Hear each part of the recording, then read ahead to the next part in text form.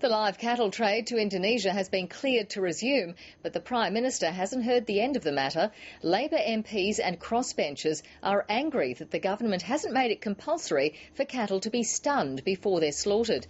And graziers aren't too happy either. They say it could take 6 months before their industry is even close to recovering from the ban. Here's political correspondent Greg Jennett. There's movement at the corral.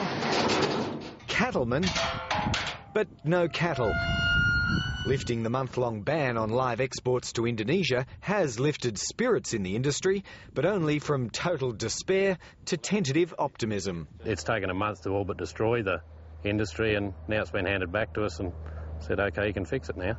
Big operators think they can get beasts on boats within 3 weeks, but most are resigned to a long, slow recovery from the jolting halt that struck in the form of the Four Corners expose. We are not going to see a full resumption of the trade with the sort of numbers that have historically been going into Indonesia this year.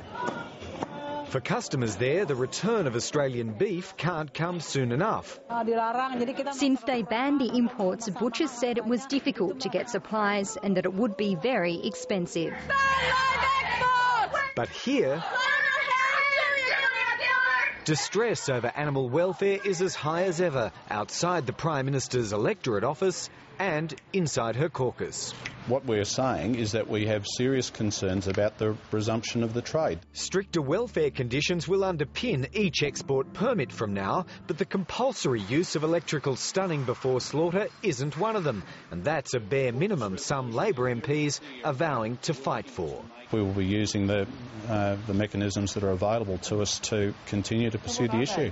Their convictions can be tested. Rival bills are still circulating in the Parliament, giving MPs options to back enforced stunning of cattle or even to wind up the live trade. So I'm calling on the Prime Minister now to allow a conscience vote on this issue. I'm glad we are able to reassure Australians appropriate steps have been taken so we do not see the kind of animal cruelty we saw on the Four Corners program.